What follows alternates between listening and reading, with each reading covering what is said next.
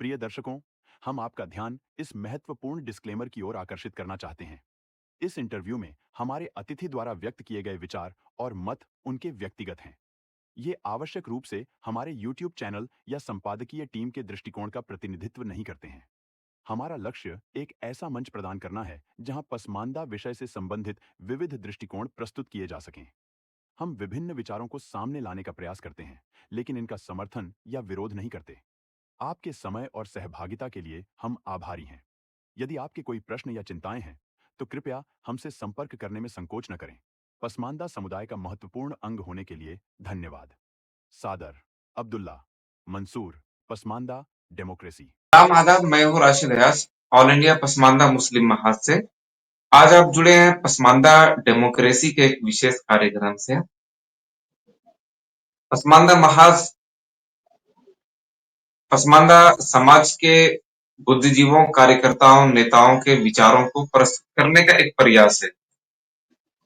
हम आपसे अनुरोध करते हैं कि आप हमारे इस कार्यक्रम का समर्थन करें और इसे अधिक से अधिक लोगों तक पहुंचाने में हमारी मदद करें। आज हमारे साथ पसमानदा हालात पर बातचीत के लिए मौजूद हैं Razi Ahmed sahab, ex air force officer in Indian defence service. जी, हम शुरू करते हैं आपसे। पसमानदा समाज की पहचान और इसकी खासियत के बारे में आप बताएं। आप इस तहरीक से कैसे जुड़े? देखिए, हमारी पैदाइश 27 अक्टूबर 1954 को पटना शहर में हुई थी, लेकिन मैं मूलतः एक गांव का ही रहने वाला था और मेरा गांव जो है वो पटना जिले के दुल्हिन बाजार ब्लॉक में बिल्हौरी नाम से है। लेकिन ये नाम क्यों पड़ा?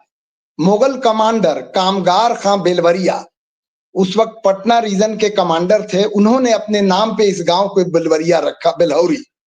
लेकिन बड़े कमाल की बात है कि इस गांव में टोटल आबादी पसमानदा समाज की थी, कोई भी दूसरा नहीं था। उसके बाद हम वहां से तालीम हासिल करके गांव से शहर में आ गए।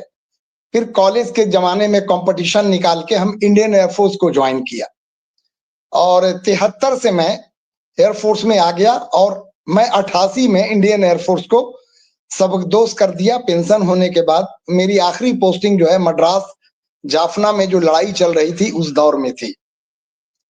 वहां से आने के बाद 1988 में हम चले आए और हमें पेंशन मिल गया और मेरी माली हालात भी अच्छी थी। तो इसके बाद मेरी मुलाकात हुई जनाब अली अनवर साहब से। तो उस वक्त वो पत्रकारिता का काम करते थे और हम लोगों से मिलना जुलना था। हमारी कॉलोनी पटना की एक बहुत पॉश कॉलोनी है, हारून नगर कॉलोनी, वहां वो आते थे। इस बात पे गुफ्तगू होता था कि हमारे समाज की हालात बहुत ही खराब है इन ऑल रिस्पेक्ट, हर नजरिए से। तो हम लोग 8-10 आदमी बैठते थे, फिर हम एक घर से दूसरे घर में बैठने लगे, फिर छोटे छोटे मोहल्ले में जाने लगे। तो इस दरमियान में ये तय हुआ कि एक एक ऑर्गेनाइजेशन बनाया जाए जिससे हम फलाह बहबूद का काम करें। तो 1998 में एक मीटिंग बैठाई गई गांधी मैदान के पास।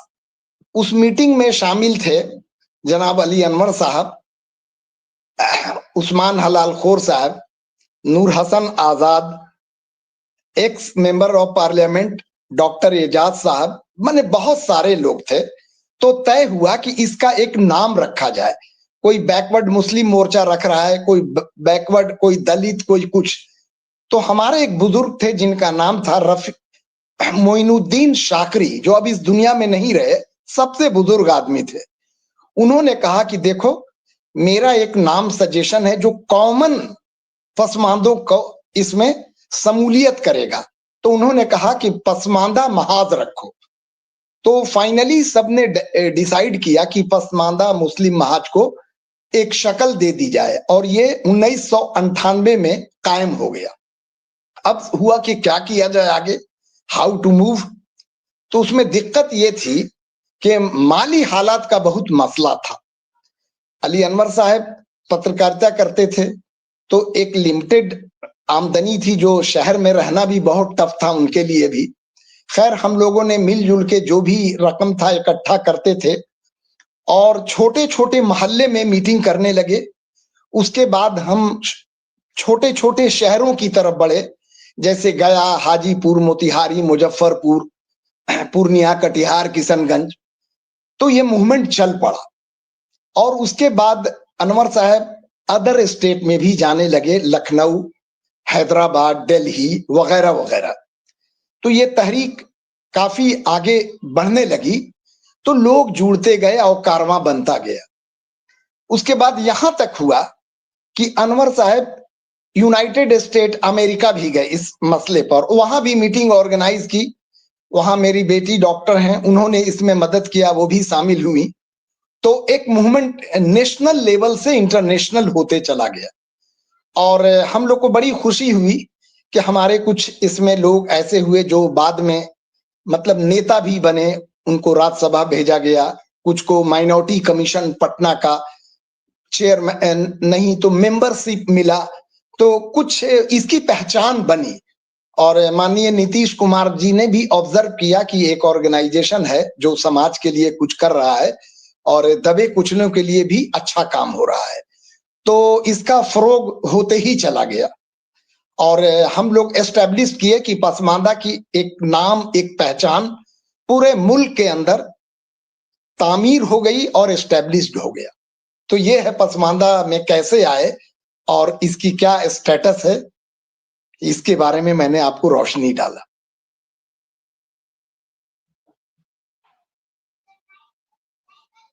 आवाज नहीं आ रही है। मौजूदा वक्त में पसमानदा मूवमेंट को किन चुनौतियों का सामना करना पड़ रहा है?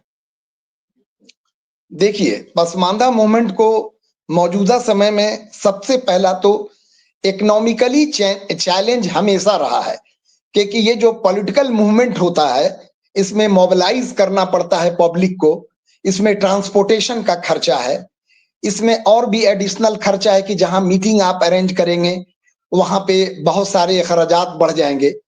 तो इकोनॉमिकली हमारी जो कौमें हैं वो पसमानदा है, तो वो बहुत चंदा देते हैं, तो 100, 200, 10, 20, 50, 100, तो इसलिए रकम नहीं आती है। तो ये भी एक बड़ा मसला है। तो हम ये रिक्वेस्ट करेंगे कि जो पासमानदा मुसलमान बसलाहियत हैं, जिनको अल्लाह ने दिया है, वो एक फंड क्रिएट करें नेशनल लेवल पर, उसमें डोनेट करें और डोनेट करके इस मूवमेंट को और धार वो दे सकते हैं अगर कोशिश करें इज्तमाही तौर पे।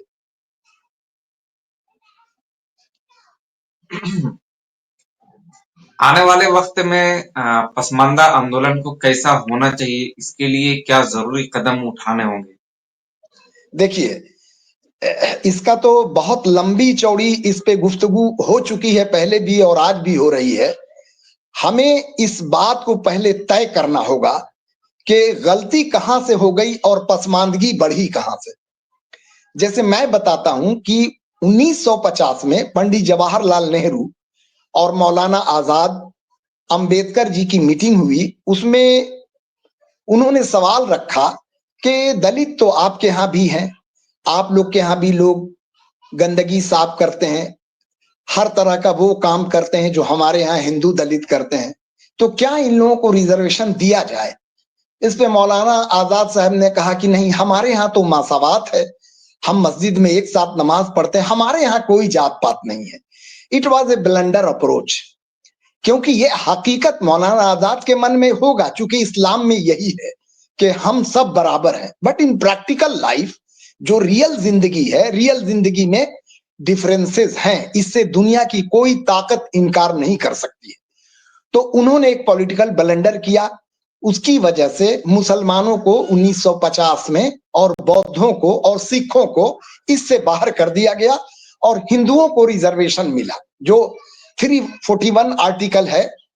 तो उसमें बात यह हुई कि बाद में सिखों ने एजिटेशन करके इसको हासिल कर लिया, लेकिन पसमानदा में जो कैटेगराइजेशन है उसका भी मैं जिक्र कर दूं। अशरफ अली थानवी साहब जो एक पढ़े लिखे इंटेलेक्चुअल काबिल इंसान थे, लेकिन उन्होंने बहुत बड़ा दूसरा ब्लंडर किया।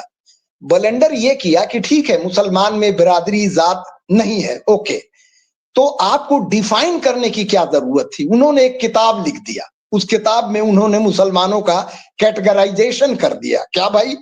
तो नंबर 1 कैटेगरी है वो है अशराफ, नंबर 2 कैटेगरी है अजलाफ, नंबर 3 कैटेगरी है अरजाल। ये भी एक बहुत बड़ा ब्लंडर था। हमने, ठीक है, समाज के स्तर पर ये होता था कि डिफरेंसेस है, बट आप ऑन द पेपर इसको लेके अगर आते हैं तो ये तो और डिमार्क हो गया कि भाई इनमें डिवीजन है। और सबसे बड़ी बात है कि ये कैटेगरीज में अजलाफ को तो कुछ फायदा मिला, चूंकि मंडल कमीशन आया वीपी सिंह के जमाने में, तो इस रिजर्वेशन का फायदा ओबीसी कैटेगरी में पूरे हिंदुस्तान में मिला, चाहे वो सेंट्रल सर्विसेज हो, स्टेट सर्विसेज हो। लेकिन जो दलित थे उनको इसका कोई फायदा नहीं मिला। और उस जमाने से इसकी लड़ाई चल रही है। इसकी आवाज जनाब अली अनवर साहब बराबर उठाते हैं, डॉक्टर एजाज अली ने उठाया, ये आज भी उठ रहा है, ये बात नहीं है।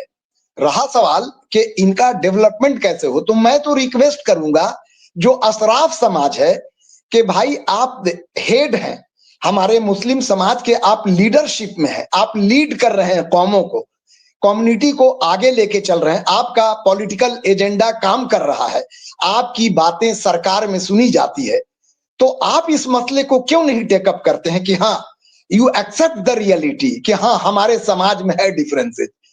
कैटेगरी में अजलाफ हैं, अरजाल हैं और अशराफ के अलावा अजलाफ हैं, तो इनको हक दिलाने के लिए तो हम उन मुसलमानों से रिक्वेस्ट करेंगे जो सबसे अगली पायदान पे हैं, जो हाशिए पे हैं, वो तो बड़े माली दुश्वारी में गुजार रहे हैं, उनके लिए एक वक्त देना किसी मीटिंग में उनकी रोजी रोटी को इफेक्ट कर देता है, उनके घर में चूल्हा नहीं जलता है। तो हम उस बेचारे से क्या उम्मीद करें कि वो हमको फंड करेगा या हमारे साथ कंधा से कंधा मिला के चलेगा? वो तो अपनी रोजी रोटी के लिए ही परेशान है। तो इसमें आना पड़ेगा तमाम मुसलमानों को बे लॉस, इसमें ये करना ही नहीं है कोई difference, we all are Muslim, और हमको अपलिफ्टमेंट कैसे करना है इस पर गौर करना होगा।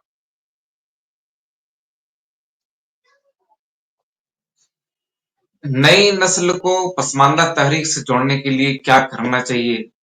आपके क्या सुझाव हैं? देखिए, नई नस्लें तो हमारी माशाअल्लाह पहले से बहुत बेहतर कर रही हैं, और नई नस्लों को कहानी भी नहीं पता है। आजादी के पहले अंग्रेजों के जमाने में आसिम बिहारी, जो बिहार से हजारों डेलीगेशन साइकिल से दिल्ली के में रैली निकाला और उन्होंने ये मांग की कि हमको अपना हक दिया जाए, लेकिन बदकिस्मती से ये मिला नहीं। लेकिन पसमानदा मूवमेंट से, आपके यूट्यूब चैनल से, आप लोगों की मेहनत से लोगों के कानों में ये बात जाने लगी है। और चूंकि यूट्यूब का इस्तेमाल हर नौजवान करता है, और जो थोड़ा बहुत भी पढ़ा लिखा है वो तुरंत ऑब्जर्व करता है, और ये चर्चाएं अब समाज में काफी हद तक गैर मुस्लिमों में भी होने लगी, और इसका फ्यूचर बहुत ब्राइट है आगे जाके। हमारी आपकी कोशिश जारी रहनी चाहिए। अब रहा ये सवाल कि गवर्नमेंट को प्रेस करना होगा कि भाई मेरा हक दो। अभी इस टॉपिक पर मेरी बात हुई थी इसी हफ्ते, मेरे बहन की बेटी, उनका हस्बैंड आईएएस पटना में ही है और वो पोस्टेड है माइनॉरिटी वेलफेयर कमीशन में। तो हमने उनसे बोला कि भाई आप क्या कर रहे हैं, जो पसमानदा समाज के लिए कुछ डेवलपमेंट हो रहा है? तो उन्होंने कहा कि हाँ, हम लोगों को नीति गवर्नमेंट में फंड सेंट्रल गवर्नमेंट से भी आया है, वो 200-300 करोड़ का है। तो हमने कहा कि इसका इस्तेमाल कहाँ हो रहा है? तो उन्होंने बताया कि हम लोग मोतिहारी, किशनगंज, कटिहार, जहां हाईली पॉपुलेटेड मुस्लिम है, वहां पे हम स्कूल कम हॉस्टल खोल रहे हैं, बच्चियों के लिए अलग, लड़कों के लिए अलग। और हर डिस्ट्रिक्ट के डीएम को ये ऑर्डर है कि हमको 3 एकड़ जमीन पूरे जिले में, हर जिले में मुहैया किया जाए, वहां हम स्कूल और हॉस्टल खोलेंगे। और डीएम भी कोऑपरेट कर रहे हैं। लेकिन उनका एक भी बात ये भी कहना था जो बहुत इंपॉर्टेंट है कि ब्यूरोक्रेसी में लोग सिंसियरिटी नहीं दिखा रहे हैं काम करने में, फंड रिटर्न हो जाता है गरीबों का, वो इस्तेमाल नहीं होता है। तो ये भी एक बहुत चिंता का विषय है। गवर्नमेंट को इस पर नजर रखनी चाहिए। कुछ अफसरान ऐसे आए सेक्रेटरी आईएएस जो माइनॉरिटी वेलफेयर को कभी नजरसानी नहीं की, कभी ध्यान नहीं दिया, इवन मैक्सिमम फंड रिटर्न हो गया। तो ये भी बदकिस्मती है कि अपलिफ्टमेंट में इसका काफी असर पड़ रहा है। लेकिन आप लोगों की कोशिश बहुत रंग ला रही है, माशाअल्लाह।